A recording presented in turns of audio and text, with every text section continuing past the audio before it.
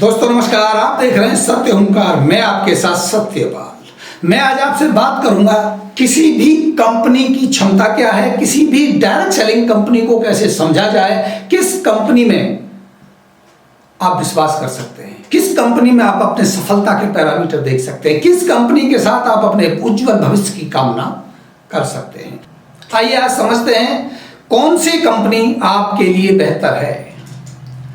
अगर मैं बात करूं कंपनी की स्टेज की, मैं बात करूं कि कंपनी का इस समय कौन सा समय चल रहा है, जिसे हम कहते हैं कि कंपनी स्टेज क्या है, तो इसको समझते हैं। सबसे पहले ये देखिए, which stage of company currently. सबसे पहले आपको ये समझना होगा कि जिस भी कंपनी का आप चुनाव करने जा रहे हैं, जिस भी कंपनी में आप अपने भविष्य की कामना कर रहे हैं, जिस भी कंपनी के साथ आप जाना चाहते हैं, एक बार समझने की कोशिश कीजिए उस कंपनी का फेस कौन सा चल रहा है, क्या है। आपको समझना होगा उस कंपनी का लाइफ और उसका जर्नी क्या होने वाला है। आपको इसे समझना होगा। आपको समझना होगा थर्ड स्टेज ऑफ कंपनी का लाइफ टाइम क्या है। थर्ड स्टेज में जाके कंपनी की क्या पोजीशन होती है, क्या आपकी कंपनी जिसे आप देख रहे हैं थर्ड स्टेज में है क्या। क्योंकि 3 स्टेज होती हैं कंपनियों की, उसे हम कहते हैं फर्स्ट स्टेज यानी lag phase, first lag phase. हम बात करेंगे सेकंड स्टेज यानी कि सेकंड ग्रोथ फेज, और हम बात करेंगे थर्ड स्टेज यानी कि थर्ड सैचुरेशन फेज। ये 3 फेज होते हैं किसी भी कंपनी के। फिर दोबारा से समझ लीजिएगा, फर्स्ट होता है लैग फेज, सेकंड होता है ग्रोथ फेज और थर्ड होता है सैचुरेशन फेज। अब हम बात करते हैं फर्स्ट लैग फेज की। ये क्या है, इसको हम कैसे समझें कि हमारी कंपनी फर्स्ट स्टेज में है। मोस्ट स्ट्रगलिंग पीरियड है ये किसी भी कंपनी के लिए।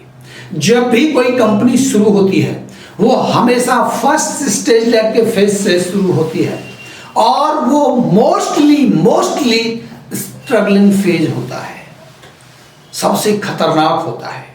डेटा ये बताता है, भारत का, दुनिया का डेटा ये बताता है। डायरेक्ट सेलिंग कंपनियों में फर्स्ट स्टेज में 95% कंपनियां बंद हो जाती हैं। अगर फर्स्ट स्टेज में कंपनी शुरू होती है, 100 कंपनियों में से 95 कंपनी ऐसी हैं जो फर्स्ट स्टेज में ही शुरू होकर के फर्स्ट स्टेज में ही खत्म हो जाती हैं। केवल 5% कंपनियां हैं जो आगे जाती हैं। लेकिन फर्स्ट स्टेज में यानी जो स्ट्रगलिंग जो फेज है, उसमें चुनौतियां क्या है, उसमें कंपनी की क्या चुनौती होती है। उसमें सर्विस नहीं होती। सबसे पहले जब कंपनी शुरू होगी उसके बाद सर्विस का पोटेंशियल नहीं होगा, वो सर्विस नहीं दे पाएगी। स्मॉल नंबर ऑफ प्रोडक्ट्स होंगे उसके पास। जब वो शुरू करेंगे तो 5, 7, 10, 15 प्रोडक्ट से शुरू करेंगे। एक समय हुआ करता था जब कंपनी शुरू होती थी तो 2 या 1 प्रोडक्ट से शुरू होती थी। लेकिन आज जब भी कोई कंपनी शुरू होती है तो 10, 15, 20, 50, 60, 70, 100 प्रोडक्ट तक शुरू कर रही हैं। लेकिन फिर भी ये बड़ा चैलेंज है उनके लिए, और उनके पास कोई अचीवर्स नहीं होते क्योंकि शुरुआत हुई है। एजुकेशन सिस्टम कोई नहीं होता, डुप्लीकेशन नहीं होता है। किसका डुप्लीकेट करें, तो सबसे ज्यादा स्ट्रगलिंग फेस है।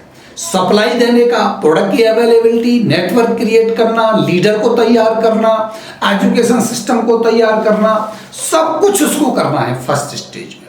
इसीलिए मैंने कहा कि फर्स्ट स्टेज ही एक ऐसी स्टेज है जो सबसे खतरनाक है, सबसे ज्यादा स्ट्रगलिंग है। 99%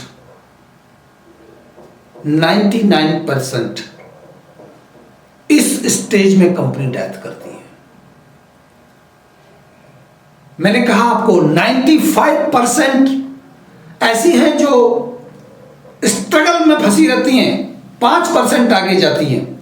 उस 95 में से भी 99% कंपनियां डेथ कर जाती हैं, खत्म हो जाती हैं, मर जाती हैं। अगर मैं बात करूं डेवलपिंग स्टेज की, तो ये डेवलपिंग स्टेज भी है, इसको डेवलपिंग स्टेज भी कहा जा सकता है। मोर एक्सपेंसिव स्टेज है ये। कंपनी पूरी ताकत लगाती है, पूरा पैसा लगता है उसका, सबसे ज्यादा पैसा, सबसे ज्यादा खर्चा, अर्निंग होती नहीं, सबसे ज्यादा खर्चा यही होता है। विजन एंड आइडिया बेस होती है। जब भी कोई कंपनी स्टार्ट होती है, वो उस डायरेक्टर या उसके सीएमडी के माइंड में आए विचारों के आधार पे होती है। वो केवल यही कह पाते हैं कि हमारा ये मिशन है, हमारा ये विजन है, हमारा ये आइडिया है, हम ये चाहते हैं, हम ये करेंगे, हम ये करना चाहते हैं। सिर्फ इस आइडिया बेस्ड कंपनी होती है, उसके पास में कोई भी ट्रैक रिकॉर्ड या कोई भी सफलता के पैरामीटर या सफलता के उनके पास कुछ होता नहीं है दिखाने के लिए। सिर्फ उनके पास एक विजन होता है, एक आइडिया होता है। और इस वक्त को लगते हैं 3 से 4 साल। कोई भी कंपनी जब शुरू होती है तो उसे 3 से 4 साल का समय इसी स्टेज में लगता है, इसी फेज में लगता है। सारी मुश्किलों का सामना उसको इसमें ही करना पड़ता है। अगर मैं बात करूं सेकंड स्टेज की, ये होता है ग्रोइंग फेज। यहां कंपनी ग्रो कर रही होती है। यहां क्या चुनौतियां हैं, क्या मुश्किलात हैं, क्या अच्छे हैं। यहां चैलेंजेस कम होने लगते हैं। चैलेंजेस तो होंगे लेकिन कम होंगे। High rate of growth and success होगा। हाई रेट पर ग्रोथ होगा, बहुत तेजी से एक्सपेंसिव ग्रोथ होगा, बहुत तेजी से ग्रोथ होगा, सफलता भी तेजी से आएगी। Most powerful stage of joining, इसमें बहुत सारी ज्वाइनिंग कंपनी के पास आती है, बहुत सारे लोग उसको ज्वाइन कर रहे होते हैं। कंपनी के पास चुनौती आने लगती है, सर्विसेज को फास्ट किया जाए, वो अपने इंफ्रास्ट्रक्चर को बढ़ाने का काम करती है। जो भी कंपनी 3-4 साल के बाद जब ग्रोइंग फेज में आती है, वो बहुत तेजी से और ज्यादा ग्रो कर रही होती है। एक्सपोनेंशियल ग्रोथ उसकी होने लगती है। अचीवर्स बनने लगते हैं, अचीवर्स की भी स्टेज तैयार होने लगती है। लीडर भी फर्स्ट से सेकंड स्टेज में जा रहे होते हैं। और इसमें लगता है किसी भी कंपनी को 10 से 15 साल का समय। 10 से 15 साल का समय इस स्टेज में किसी भी कंपनी को रहने में लगता है। बात करते हैं थर्ड स्टेज की। जब भी कोई कंपनी थर्ड स्टेज की तरफ आती है, तब क्या होता है? Most stable but least growing. Company stable हो चुकी होती है, कंपनी के अंदर ठहराव आ चुका होता है, लीडरशिप में ठहरा, सेल में ठहरा, हर चीज में ठहरा, लेकिन ग्रोइंग कम हो जाती है। उसकी जो स्पीड है वो कम हो जाती है, लेकिन स्टेबल होती है। मेंटेनेंस स्टेज भी आता है, यही मेंटेनेंस स्टेज भी आता है। उन्हें बहुत सारी चीजों को रिपेयर करना पड़ता है, बहुत सारी चीजों को दोबारा से ठीक करना पड़ता है। जैसे कोई व्हीकल है, जब वो 10-15 साल तक चलता है तो वो स्टेबल तो हो जाता है, लेकिन साथ साथ उसके कुछ कल पुर्जे कहीं ना कहीं अपनी लाइफ को पूरा कर चुके होते हैं। वहाँ उन्हें, अभी जैसे हम डायरेक्ट सेलिंग की बात करें तो उनको प्लान को थोड़ा बदलना पड़ सकता है, उनको अपने आइडियाज बदलने पड़ सकते हैं, उनको अपने प्रोडक्ट में चेंजेज लाने पड़ सकते हैं। इस तरह से थोड़े थोड़े चेंजेज मेंटेनेंस के रूप में करने होते हैं, जिससे कंपनी के लिए बेहतर भी होता है। Most leader making but least achievers making capacity. बहुत सारे लोगों को लीडर बनाने की कैपेसिटी बढ़ जाती है, लेकिन अचीवर्स की संख्या कम होती है।